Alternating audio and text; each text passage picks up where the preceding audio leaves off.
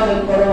যেই নমরুদ কত কয়েক ঘন্টা আগে নিজেকে খোদা দাবি করেছে, নিজেকে বড় শাসক দাবি করেছে, আজকে ওই নমরুদকে আল্লাহ তাআলা সাধারণ মশা দিয়ে শায়েস্তা করছে কি করে না?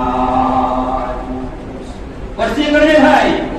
এই জন্য যখন মশা তার মস্তিষ্কের ভিতরে চলে গেল, উজিরদেরকে সবাইকে বলা শুরু করলো, আমাকে তোমরা একটু হেফাজত করো।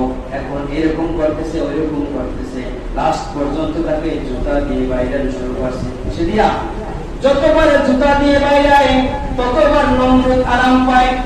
এখন বলতেছে মাসের পর মাস, বছরের পর বছর, ওই দিন কিন্তু আল্লাহ তাকে মৃত্যু দেন নাই, দিছে বছরের পর বছর, মাসের পর মাস, এমনকি ওই কষ্ট সহ্য করে ওই বেদনাদায়ক যন্ত্রণাদায়ক অবস্থায় আল্লাহ তাকে 40 বছর রাখছে।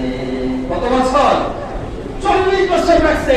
আল্লাহ দেখিয়ে দিয়েছে, এ নমরুদ, তুই আমার উপরে রাজত্ব করতে চেয়েছিলা, তুই আমার উপরে ক্ষমতা দেখাইতে চেয়েছিলা, আজকে দেখ তোর সমস্ত ক্ষমতা এক পাশে, আমি সাধারণ একটা মশা দিয়ে, পাক ভাঙা মশা দিয়ে আমি তোর মতো নমরুদকে শায়েস্তা করার জন্য একটি ছোট্ট মশাই দরকার, ঠিক কিনা?